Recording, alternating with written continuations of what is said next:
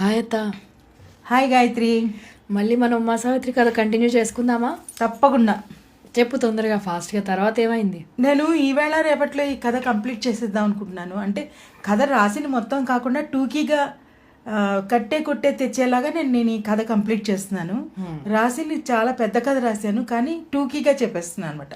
టూకీగా అంటే అసలు కథలో సారాంశం చెప్పేస్తున్నాను అనమాట. ఉమెన్స్ డే వస్తుంది కాబట్టి ఉమెన్కి మెసేజ్ కూడా. ఎస్ 100% కరెక్ట్ గాయత్రి, భలే గుర్తు చేసావు. అయితే ఈ పొద్దున్నే స్కూల్కి రెడీ అవుతోంది ఉమా. రెడీ అవుతుంటే బయట నుంచి అరుపులు అవి వినిపిస్తున్నాయి. ఏంటబ్బా అరుపులు వినిపిస్తున్నాయని చెప్పేసి బయటకు వచ్చి చూస్తే అప్పటికే వాళ్ళ ఉమా వాళ్ళ అమ్మగారు, పక్కింటి వాళ్ళు, ఈ పక్కింటి వాళ్ళు అందరూ అరుగు మీద నిలబడి అలా వంగి చూస్తున్నారు. ఏం జరిగిందా అని. ఉమా వాళ్ళ వీధి చివరన సావిత్రి వాళ్ళ గుడిసి ఉండేదన్నమాట. ఏమైందంటే వాళ్ళు చెప్పుకుంటున్నారు, అక్కడ అందరూ చెప్పుకుంటున్నారు, సావిత్రి రాత్రి నుంచి కనిపించట్లే, ఎక్కడికో వెళ్ళిపోయింది. ఎవరికి తోచినట్టు వాళ్ళు మాట్లాడుకుంటున్నారనమాట. సావిత్రిని ఎవరో తీసుకెళ్ళిపోయారని ఒకళ్ళు, సావిత్రిని ఎవరో ఎత్తుకెళ్ళిపోయారని ఒకళ్ళు, సావిత్రి ఎవరితోనో లేచిపోయిందని ఒకళ్ళు. అంత తెలివైంది కాదు కదా, చాలా అమాయకురాలు కదా, పిలిస్తే పలికేది కూడా కాదు. అలాంటి అమ్మాయిని అన్ని మాటలు ఎలా అనగలుగుతున్నారు ఈ జనం అని బాధపడదు. ఏంటి సావిత్రిని ఎవరో తీసుకెళ్ళిపోయారా? ఏమైంది అసలు సావిత్రిని వెతకాలి కానీ ఎందుకు అందరూ ఇలా మాట్లాడుతున్నారు అని చెప్పి బాధపడుతోంది. ఉమా వాళ్ళ అమ్మగారు వచ్చి, ఏ ఉమా, లోపలికి వెళ్ళి రెడీ అవ్వు, నువ్వు స్కూల్కి టైం అవుతుంది అన్నారు.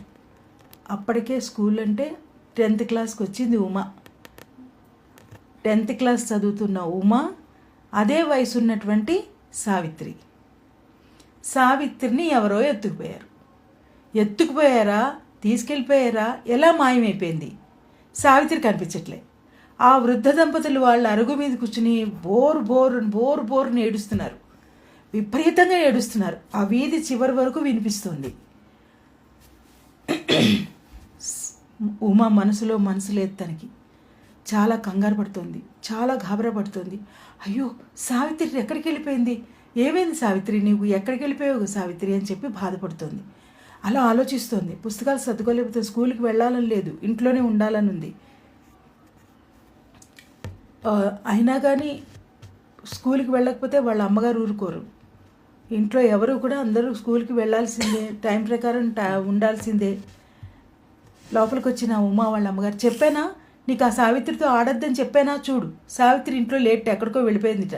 అమ్మాయి ఎక్కడికైనా వెళ్ళిపోయిందా, ఎవరైనా తీసుకెళ్లారో కనుక్కోవచ్చు కదమ్మా, ముందే ఎందుకు అలా అనేయాలని చెప్పి ఉమా వాళ్ళ అమ్మగారిని అంటోంది. మాట్లాడుకు, నువ్వు నోరు మూసుకుని స్కూల్కి వెళ్ళు అని చెప్పింది ఉమా వాళ్ళ అమ్మగారు. ఇక మరి మాట్లాడలే, మనసులో లేదు, ఆలోచనలు. ఎక్కడికి వెళ్ళి ఉంటుంది ఉమా, సావిత్రి ఎక్కడికి వెళ్ళి ఉంటుంది అని ఆలోచిస్తుంది ఉమా. స్కూల్కి వెళ్ళిందన్నమాటే కానీ తిరిగి వచ్చినా కూడా సాయంత్రం ఇంటికి వచ్చిన తర్వాత కూడా అందరూ అవే అరుగుల మీద కూర్చుని కబుర్లు ఇవే. సావిత్రి ఎవరితోనో లేచిపోయిందని, సావిత్రిని ఎవరో ఎత్తుకుపోయారని, సావిత్రి ఎక్కడికో వెళ్ళిపోయిందని, సావిత్రి పిచ్చిదని, సావిత్రి అలా, సావిత్రి ఇలా అని చెప్పి మాట్లాడుకుంటున్నారు అందరూ. ఎందుకు ఇలా మాట్లాడుకుంటున్నారు? ఒక అమాయకమైనటువంటి బీద అమ్మాయి గురించి ఎందుకు ఇలా మాట్లాడుకోవాలి? ఆ అమ్మాయి అసలు ఎక్కడికి వెళ్ళిపోయిందో వెతకచ్చు కదా, ఏం జరిగిందో, ఏం ప్రమాదం జరిగిందో, ఎక్కడికి వెళ్ళిపోయిందో అడగచ్చు కదా. ఎవ్వరూ అడగలేదు, ఎవరూ పట్టించుకోవట్లేదు.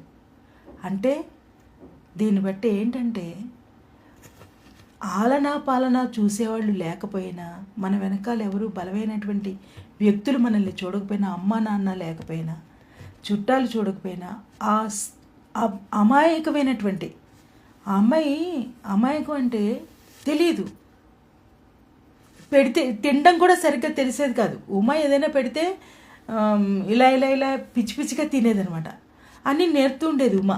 ఇది ఇలా తినాలి, నువ్వు మొహం చక్కగా కడుక్కోవాలి, బొట్టు పెట్టుకోవాలి, నువ్వు జడేసుకోవాలి, అవన్నీ చెప్తూ ఉండేది. అప్పటికి ఇలా ఉండి ఇంత అమాయకమైన అమ్మాయి గురించి అందరూ ఇలా చెప్పడం ఉమా తట్టుకోలేకపోయింది. ఆ రోజు సాయంత్రానికి ఉమాకి బాగా ఫీవర్ వచ్చింది. ఇంకా అలా పడుకుంది. వాళ్ళ అమ్మగారు వచ్చి, ఏమైందే, ఎందుకే నీకు జ్వరం వచ్చింది అని అడిగారు. ఏం లేదమ్మా, నాకు పొద్దున్నుంచి ఆకలి లేదు, ఏం తినాలని లేదు, బాక్స్ కూడా తినలేదు నేను అని చెప్తుంది. నువ్వు ఇంకా సావిత్రి గురించి ఆలోచిస్తున్నావా? ఇంకా సావిత్రి గురించి మర్చిపో, అది ఎక్కడికో ఎవరితోనో లేచిపోయింది. అమ్మా, నువ్వు కూడా ఎలా మాట్లాడుతున్నావేంటమ్మా, నువ్వు ఇలా మాట్లాడుతుంటే నేను తట్టుకోలేకపోతున్నానమ్మా. ఎందుకంటే ఎప్పుడు సావిత్రితో ఆడుకొని ఇచ్చేదానివి, సావిత్రికి అవి ఇవి ఇవ్వనిచ్చేదానివి. ఇప్పుడు కూడా ఓ లంగా ఓణి ఉందంటే సావిత్రికి ఇది ఇవ్వమని చెప్పావు కదమ్మా, ఎందుకమ్మా నువ్వు ఇప్పుడు ఇలా మాట్లాడుతున్నావు అని అడుగుతుంది ఉమా. అడిగితే అప్పుడు సావిత్రి వాళ్ళ అమ్మ అంటుంది, ఏం చేయమంటావే? ఉమా వాళ్ళ అమ్మగారు, సారీ ఇట్లా గుర్తు చేస్తూ ఉండే నేను కథలో ఇన్వాల్వ్ అయిపోతున్నాను. ఉమా వాళ్ళ అమ్మగారు అప్పుడు ఉమా వాళ్ళ అమ్మగారు చెప్తారనమాట, ఏం చెప్పమంటావే, ఇరుగు పొరుగు వాళ్ళు అందరూ అలా మాట్లాడుకుంటున్నారు, నువ్వు అచ్చమాట్లు సావిత్రి గురించి మాట్లాడుతుంటే వాళ్ళు నన్ను తిడుతున్నారు, మీ అమ్మాయిని సావిత్రితో ఆడనీయకండి, మీ అమ్మాయి సావిత్రి దగ్గర పంపించకండి అని చెప్పి నన్ను తిడుతున్నారు వాళ్ళు. అందుకని చెప్పేసి నువ్వు ఇంకా అది మళ్ళీ కనిపించిందా సావిత్రికి కనిపించలేదు.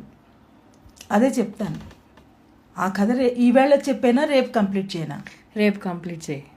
ఓకే, అంటే ఈవేళ ఇక్కడ వరకు చెప్పాను కదా, రేపు కథ కంప్లీట్ చేసి క్లైమాక్స్ చెప్తున్నాను కదా. కథని టూకీగా రాసినట్టుగా కాకుండా అందులో ఉండే సారాంశాన్ని నేను చెప్పేస్తున్నాను అనమాట. రేపు అసలు సావిత్రి ఎక్కడికి వెళ్ళింది, ఎలా మాయమైంది, ఎవరైనా తీసుకెళ్లారా, ఏదైనా జరిగిందా, ఏం జరిగింది అన్నది నీకు రేపటి కథలో మిగతా కథ అంతా కంప్లీట్ చేసేస్తా. ఓకే, సరేనా? Okay, bye. బాయ్.